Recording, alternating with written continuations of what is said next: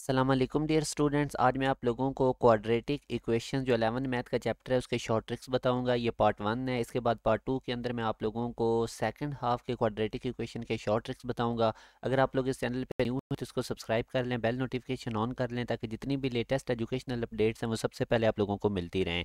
हम next NET 4 का एक ऑनलाइन जूम सेशन स्टार्ट करने जा रहे हैं जो कि 20 अप्रैल से स्टार्ट होगा। बड़ा कंप्रीहेंसिव सेशन है ये। इसको ज्वाइन करने से आप लोगों की जो बाकी यूनिवर्सिटीज़ हैं जिस तरह जीकी प्यास, उनके भी एंट्री टेस्ट की प्रिपरेशन हो जाएगी। इतने कंप्रीहेंसिव इसके अंदर लेक्चर्स होंगे और डेली आप लोगों की 2 आवर्स की क्लास होगी। क्लास के अंदर ही मैक्सिमम काम करवा दिया जाएगा और आप लोगों पे इतना बर्डन भी नहीं बनेगा। और NET 4 तक ये आप लोगों की क्लासेस जारी रहेंगी। पहले सिलेबस कवर करवाया जाएगा, फिर आप लोगों के प्रॉपर टेस्ट लिए जाएंगे और बोर्ड के एग्जाम में आप लोगों को ब्रेक भी दी जाएगी। तो ज़रूर ये सेशन ज्वाइन करें।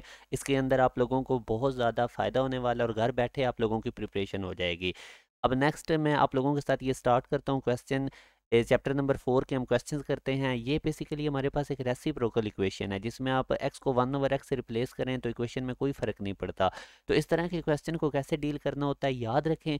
रेसिप्रोकल इक्वेशन की एक तो पहचान ये भी है कि इसमें x की पावर सीक्वेंस से डिक्रीज होती है। जैसे अब देखें x की पावर 4 है, दूसरी टर्म में x की पावर 3 है, फिर x की पावर 2 है, फिर x की पावर 1 है और फिर x की पावर 0 है, मतलब x वाली टर्म है ही नहीं।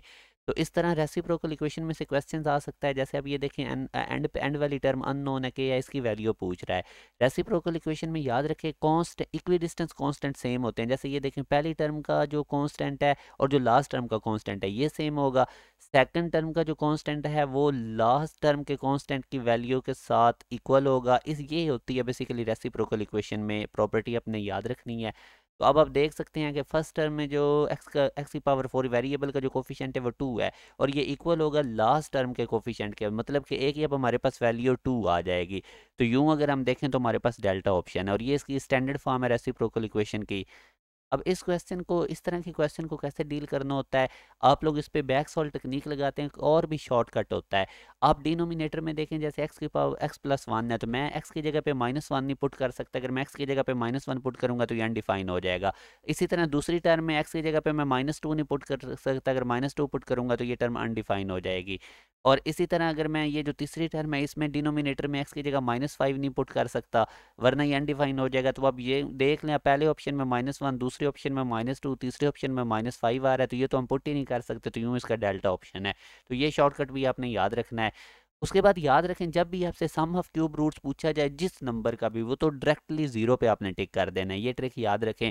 और अगर आपसे प्रोडक्ट ऑफ क्यूब रूट्स किसी भी नंबर का पूछा जाता है तो वही नंबर इसका आंसर होगा। ये मैं ट्रिक इधर लिख भी देता हूँ। सम ऑफ क्यूब रूट किसी भी नंबर का हमेशा 0 होता है और प्रोडक्ट ऑफ क्यूब रूट किसी भी नंबर का वही नंबर इटसेल्फ होता है।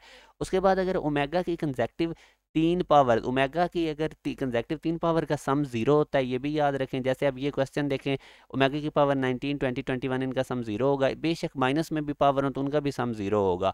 अब ये क्वेश्चन एक पास पेपर में नस्ट में आया हुआ है तो ओमेगा की पावर 1 से लेकर ओमेगा की पावर 10 तक हमने सम निकालना है। तो अब अगेन देखिए ओमेगा की पावर 1 से 3 तक का सम 0 हो जाएगा, फिर 4 से 6 तक का सम 0 हो जाएगा, 7 से 9 तक का सम 0 हो जाएगा, पीछे ओमेगा की पावर 10 बचेगा, उसको सॉल्व कर लें। अब ओमेगा की पावर 10 को हम लिख सकते हैं ओमेगा क्यूब का क्यूब और साथ एक ओमेगा, ओमेगा क्यूब 1 होता है, ओमेगा से मल्टीप्लाई होकर ओमेगा आंसर आ जाएगा। इसी तरह याद रखें sum of 4 fourth roots of any positive real number ये भी 0 होता है और product of 4 roots of any positive real number वही नंबर होता है मगर उसका साइन चेंज कर दें। अब ये टेबल आप लोगों ने याद रख लेना है। जैसे अब ये देखें 16, इसके जब भी 4 रूट्स निकालने हैं तो आपने देखना है किस नंबर की पावर 4 लेने से 16 आता है, वो 2 है। तो अब उसके साथ आयोटा भी लगा देना, नहीं एक दफ़ा +-2 और एक दफ़ा +-2 आयोटा। इसी तरह अगर 81 के 4 रूट्स निकालने हो तो आपने कहना है किस नंबर की पावर 4 लेने से 81 आता है, तो वो 3 है।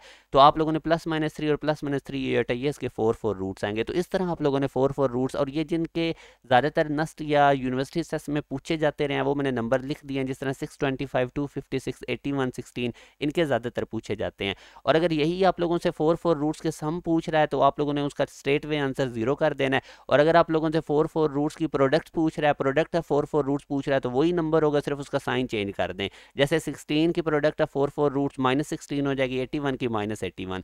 तो ये आप लोगों के साथ मैंने डिस्कस किए इन शॉर्ट ट्रिक को आप लोग याद रखें। इंशाल्लाह नेक्स्ट वीडियो के अंदर मैं आप लोगों को ये चैप्टर कंप्लीट करवा दूंगा और जो मैंने आप लोगों को सेशन बताया उसको ज़रूर ज्वाइन करें। ये बड़ा कंप्रीहेंसिव है, आप लोगों की घर बैठे प्रिपरेशन हो जाएगी और आप लोगों को डिटेल लेक्चर्स दिए जाएंगे, आप लोगों पे बर्डन भी नहीं पड़ेगा। अपना ख्याल रखिएगा। अल्लाह हाफिज़।